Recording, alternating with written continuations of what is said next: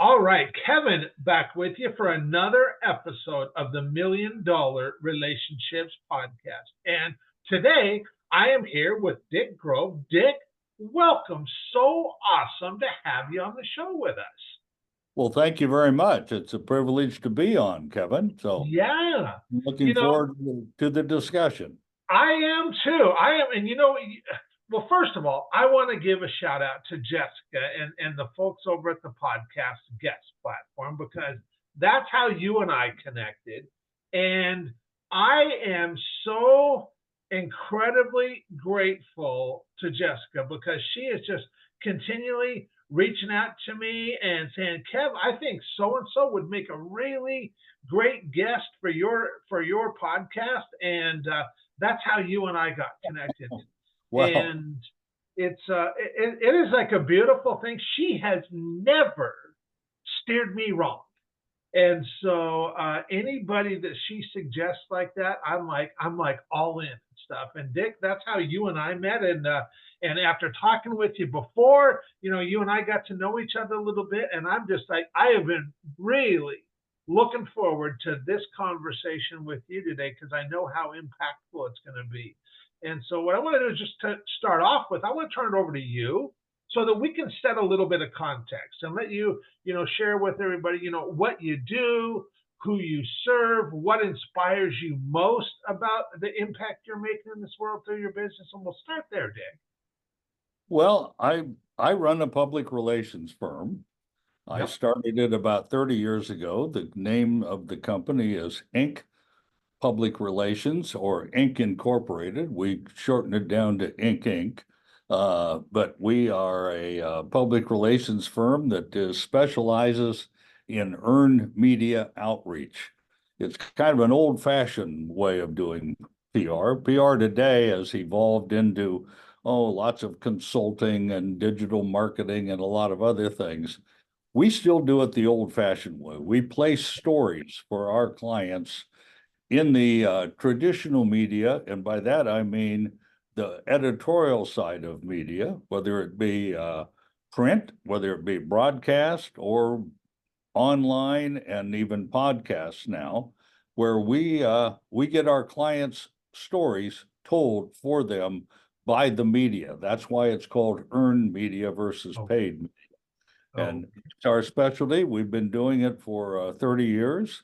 I pioneered kind of a different kind of compensation after spending many, many, many years in the traditional public relations world of both on the corporate side as well as the big agency side in New York and in the Bay Area and in Los Angeles.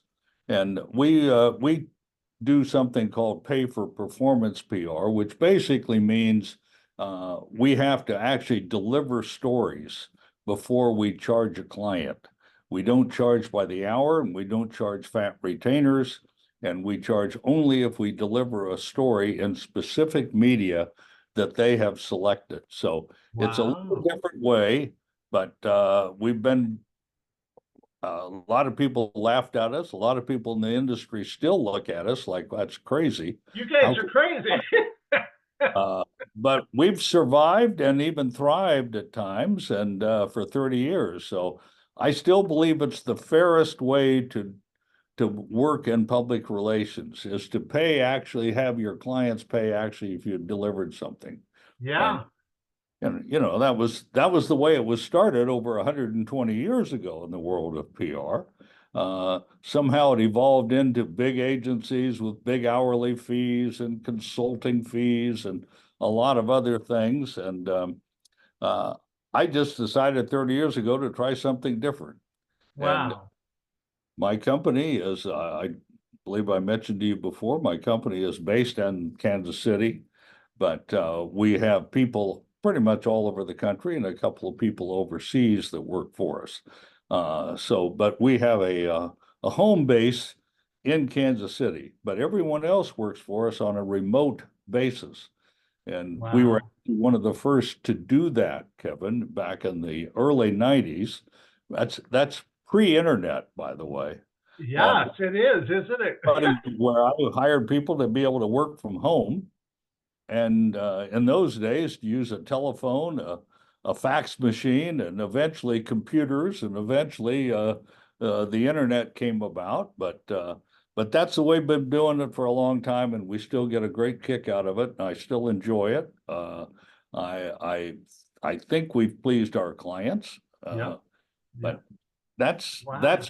in a nutshell, that's my firm and my company. Uh, and Yeah. yes, go ahead, Kevin. That is really fascinating. And so now I would like you, if you're open to, I would like to have you share a story of one of your clients, or maybe a story that you helped get in the media that you and your team were just so incredibly proud of, that like, yep, we caused that to happen. What's a story along those lines, Dick? Well, probably it's an old story now, but probably Okay. the one that still continues to be the one that is, and by the way, people still talk about this today, but I was called many, many years ago. Okay, I was called by a member of the board of directors of another client of mine that happens to be, he was head of the National Federation for the National Jewish Federation. Now, I'm not Jewish myself, but Okay. he knew that we could deliver stories. He gave me a call. I was sitting in LA at a restaurant at the time, and he said, "We have a problem, Dick, and I know that you've worked for one of our client that I'm on the board of, and I wonder if you could help us." And it was a very interesting problem he outlined on the phone, and wanted to know if I could come to New York and meet with them to discuss it. And the problem had to do with in 1993, there was a famous photograph of Clinton on the White House lawn holding between the two people, Arafat and Rabin of Israel, and they were shaking hands. Okay. And the concept was peace had finally broken out, and Clinton had brokered this peace agreement. Okay. Well, that photograph had an interesting negative impact.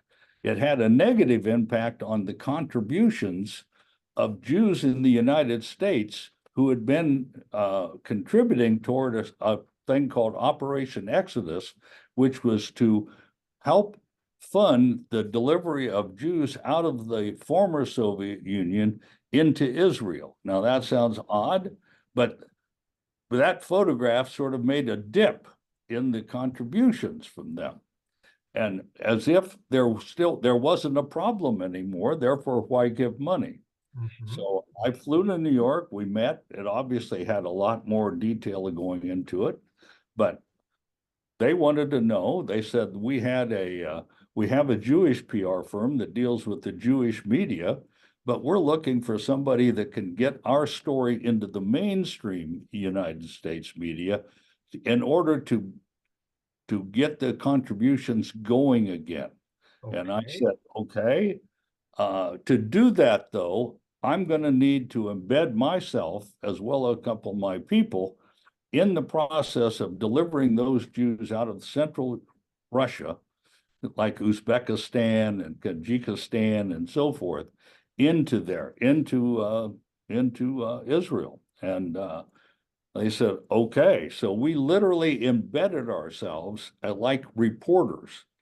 And what the point was that we went over there looking for good stories that we knew were going to resonate with the US media about the plight of these Jews in Central Asia. Okay. And this was not too long after the fall of the wall. It was Okay. when everybody was, uh, it was still quite different then.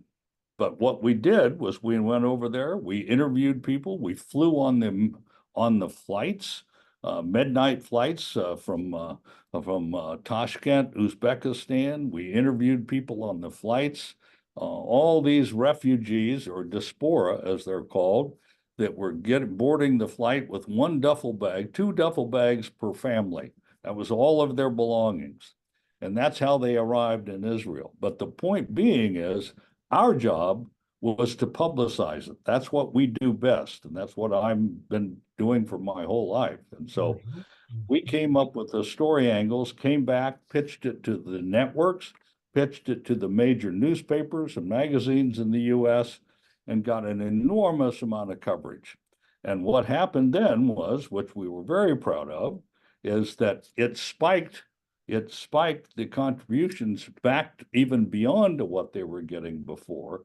So over a period of a few months, they collected nearly I believe it was something like $900 million in contributions Wow. to help bring these back. So Wow. that's the one story that probably I'm the most proud of in Yeah. terms of where PR actually did something good. Yeah.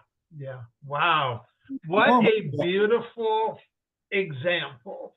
And man, Dick, I just really appreciate just the way you show up. And like, when you first shared with me when we spoke before about how you guys do business on kind of a results basis, I'm like, wow, what a unique take.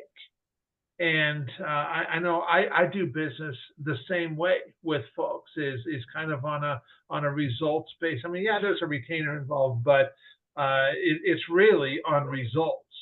And I mean, I'll tell you, it speaks volumes about anybody who would do that, because obviously, I mean, I can only imagine this, like, when you talk to people about what you do and how you do it, they're just like, wow, you know what, man, I really appreciate the way Dick and everybody at his company show up, because you know what, they've got some skin in the game. They want to see this work out. Yeah. well, it's a it's a win-win for most clients, Yeah. obviously, because what Yeah. it wins for us because I mean it wins for the clients because we're highly motivated. Mhm. Really motivated to get that story placed. We're not satisfied with sending a bill out for a retainer above much of hourly fees. We have to actually deliver a story in order for to pay our mortgage and to put shows on our kids' feet. So Yeah. we're highly motivated to do that. For the client, they're more they have an actual accountable way. They have a tangible result for what they get an invoice for, Yeah. uh, an Yeah. actual story, Yeah. not a promise of a story, not the effort of getting a story, not something down the line in the future, but an actual story that's been delivered. Now, Yeah. uh, I learned a long time ago, and we talked at another time about some of the people that influenced me. And I know this is kind of a crazy way to do business. One of my heroes in the business, and one of the persons that I started working for when I was truly a young cub, when I was 23 and in New York City working from my first job for Burson Marsteller, a large, at the time, probably the third or second or third largest PR firm in the world. Harold Burson. Uh, and at that time, I learned very young what it was like, how to craft a story, how to craft a pitch, how to get a story placed, how to convince the media. And I hope I've carried that forth over the years. Yeah. A few years later, about 15, after I'd gone elsewhere to work and so forth, and I had an opportunity to come back to that company, not as the junior account executive, but as a vice president of Southern California operations. Uh, I met again. And at that time, one of the things they said was in person was, we wish we could do it your way, but we're so set in the way that we do it, we can't really. And I understood that, but to us, it still meant it's a fair way to do it. And I've tried to build my business over the years on it's corny, it's old fashioned, but being fair to the client. And in return, they tend to be fair to you in That's right. return. That's right. Yeah. Amen. That's good stuff right there. Well, okay. So now that we've got some context set here, I'm going to reiterate the question for the benefit of our listeners. So, Dick, have you ever been introduced to a person or persons who completely changed the course of your life or your business, so much so that much of what you have today would not be possible if not for this person or persons? And Dick, I'm just really excited to hear your story and your experience around this topic of relationships. Well, probably the person that had the greatest influence on me, and I wouldn't say that they changed the course of my life, Okay. reinforced sort of early thinkings of who I was and what I wanted to do. And Okay. that person was a political person by the name of Robert Kennedy, Bobby Kennedy. And I'm old enough to know because in 1968, I actually contributed and I went to work for Bobby Kennedy as a junior advance man. And Wow. uh, he impressed me more than anybody I've ever met in terms of his ability to, one, listen, his ability to change his mind when it needed to be changed. I I I enjoyed immensely the fact that he cared about people that weren't necessarily voters, but he cared about them nonetheless. And I've got stories, innumerable stories on the campaign trail where he did things. But to answer your question, uh, probably he had more influence than anybody in terms of my day-to-day life. Even today, Okay. I have two photographs above my desk here of Bobby Kennedy. I have a campaign poster of Bobby Kennedy, and I have one of his great quotes that I have pretty much I kept on the wall. And it's a quote by George Bernard Shaw that he used in his campaign years ago that I still think is appropriate, particularly for entrepreneurs. Okay. And that quote is, some men see things as they are and say why. Other men see things that never were and say why not. And I believe strongly in that. Yeah. And so that's probably the greatest, if you had great influences. Over the years, I've had other mentors who certainly influenced me, Harold Burson being one, who was who was the founding member of Burson Marsteller back in the early 50s. Uh, I would say guys that I worked for, bosses that I had. I remember one in particular that and another good thought when it comes to being entrepreneurs, and I talk about entrepreneurs a lot because we work with a lot of them. We work with a lot of emerging companies that are just trying to get known, trying to get their story out there so they can get something going. And I remember once where I was working for ITT, and a lot of people don't remember ITT, but at one time it was a behemoth of a corporation. Yeah. Yeah.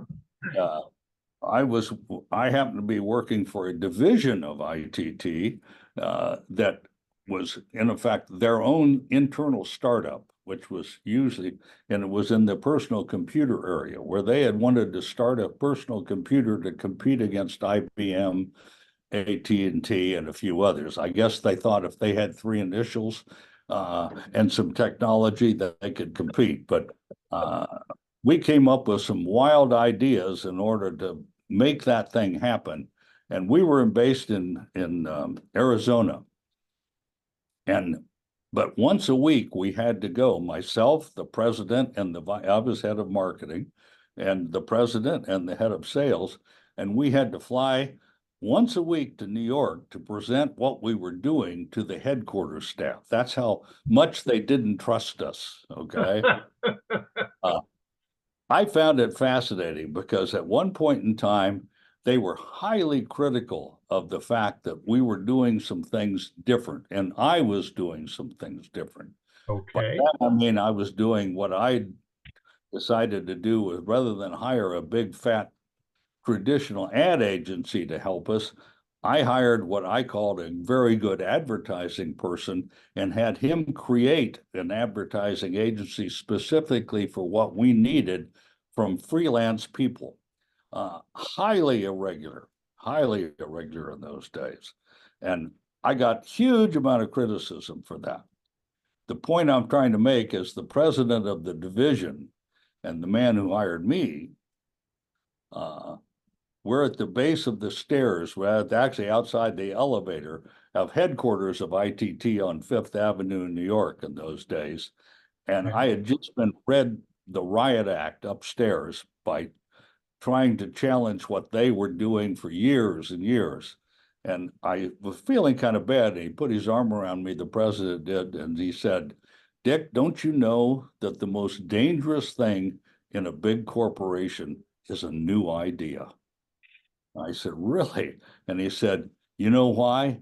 It puts people out of jobs. And everybody's afraid of a new idea in a big corporation. So we have to learn how to present our stuff so that we get it through.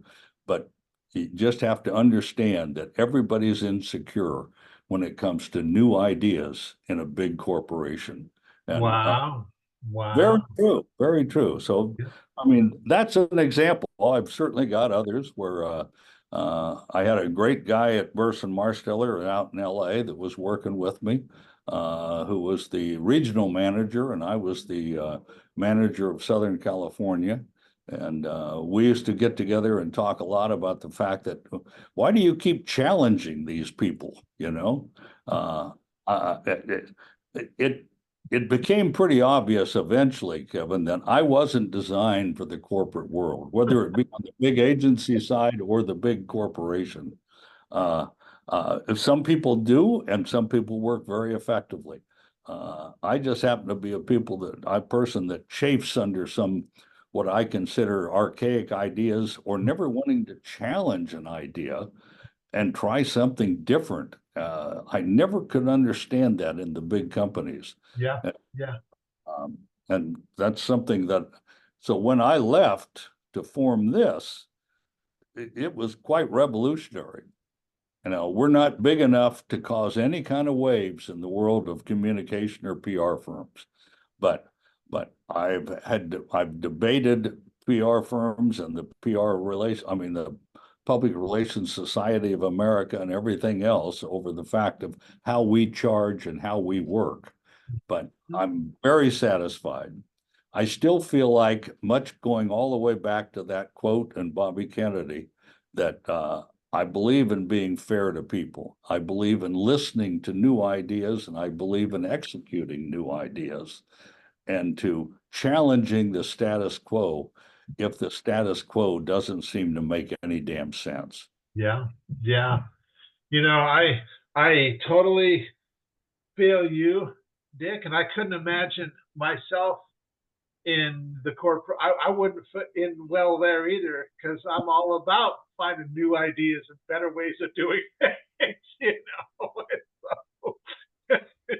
And so if you look back at some of these relationships that you've had, and you know, you shared one thing already about how, you know, at a certain point you just started doing business differently than all the other PR firms. And rather than, you know, just charging fees for not delivering a result, you were like, we're going to charge based on results delivered and articles and stories published. And but if you look at all these relationships, what is another example? And I'm sure there are a lot of things that will come to mind for you, and like, but something will just pop right up for you, like, oh, that's the thing I want to share. And so if you look at all these relationships, what is an example of a situation where you personally got to make a really big impact, where it really stood out to you as like, man, that was really amazing. And you also know that that would have never happened if not for your relationship with whoever that was.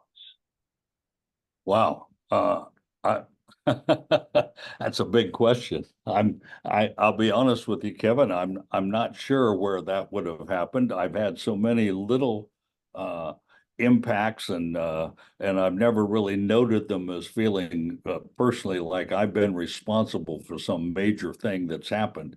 I like to think it's been a bunch of little things over the years and over the Okay. relationships that have made an impact on people. Uh, uh, One of the things I try to do is always keep in mind in my industry what it is that's news value. I also very strongly believe, by the way, in the idea of pay for performance. I really do believe in that. Yeah. I believe that hourly fees are, I used to say, the most creative thing a PR or advertising or a law firm does every week is their timesheet. Yes. Okay.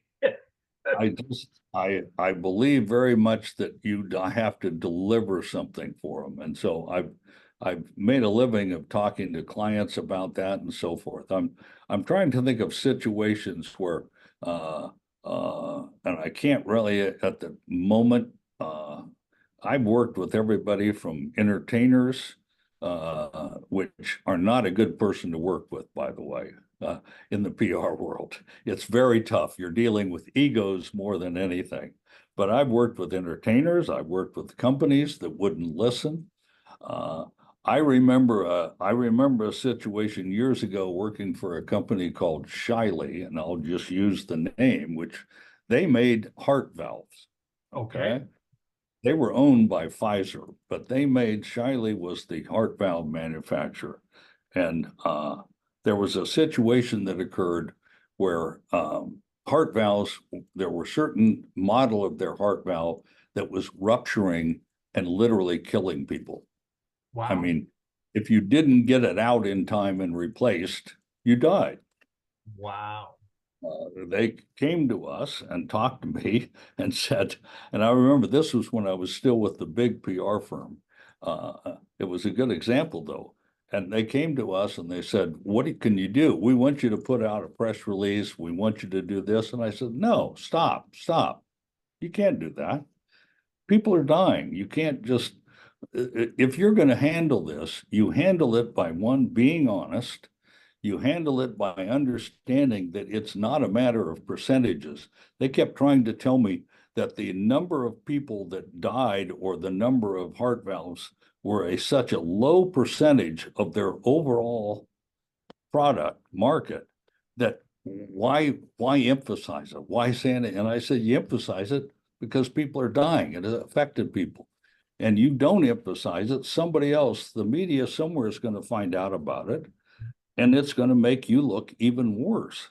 So don't hide behind that sort of thing. Come out, be honest, be straightforward, and acknowledge that there's a problem. So, and they did finally, but it took, I can't even begin to tell you, it took a lot of persuading.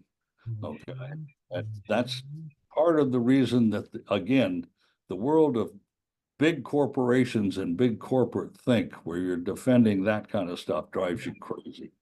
But yeah, I felt like I had an impact on it. I felt like I've had certain other impacts where I've been able to convince somebody that and I hardly think of myself as a big persuader, but usually if you have some passion and you have facts on your side, you know, I know it's a little difficult in today's political environment, but usually if you have facts on your side and the passion to present them clearly, you're going to end up winning that argument. Yeah. But Yeah. and I've been in situations where they've had to do that because in the world of public relations, um, public opinion and people trying to persuade public opinion, particularly when it comes to marketing a product or a service or something like that.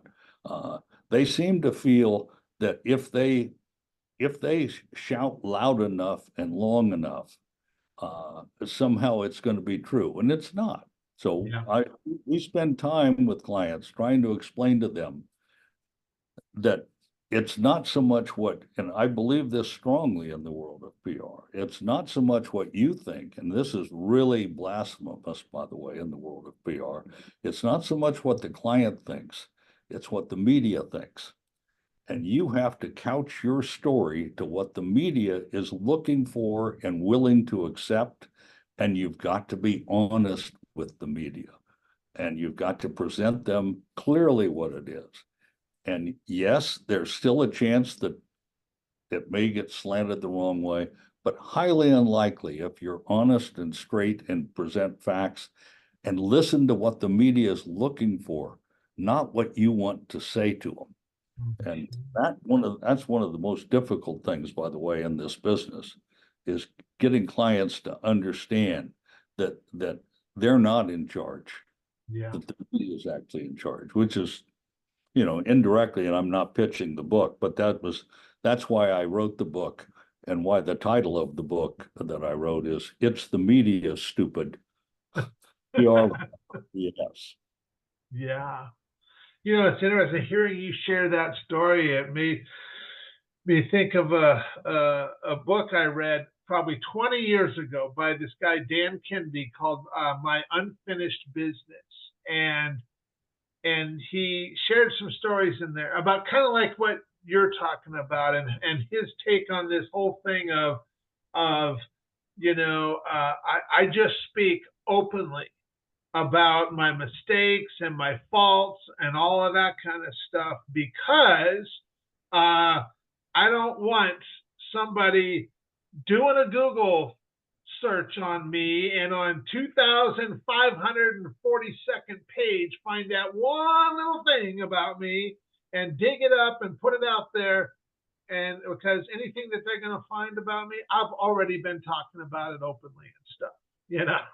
And so and I remember what an impact that had on me 20 years ago when I read that book. That what, there's something to be said for just owning, our mistakes when we make them, just calling it what it is, and I've tried to do my best in that regard, and I don't think that anybody's going to pull up any dirt on me that I haven't already openly talked about. But man, that was a valuable lesson that I learned from him 20 years ago, just from reading that book. Well, I would agree with the premise of the book. I heartily agree with it. I've one of the things in this business in PR is a thing called crisis communication. And years ago, I was involved with again, Burson Marshall, their big PR firm, with crises that had to do with everything from Tylenol years ago, that tainted Tylenol, all the way up to new Coke being introduced, which sounds like a silly thing, but Coke went into panic mode because people weren't drinking the new Coke. Yeah, They I eventually remember that. eventually had to go back to the old formula. But I've always said pretty much, and I've dealt with other firms over the years that have had what I would call a crisis, not unlike the Shiley thing I mentioned with the heart valves. And I'm pretty much a believer that it doesn't take a lot to deal with a crisis, okay? And you said it best just a few minutes ago. You be honest. You take the blame when there is blame. You work hard to make sure that it's being corrected, and you state that, and you show genuine remorse for anybody that suffered because of whatever the mistake was. Okay. Now, that's not going to be a big deal when Coke changes its flavor, but it is a big deal when someone has a heart valve that blows up. But Yeah.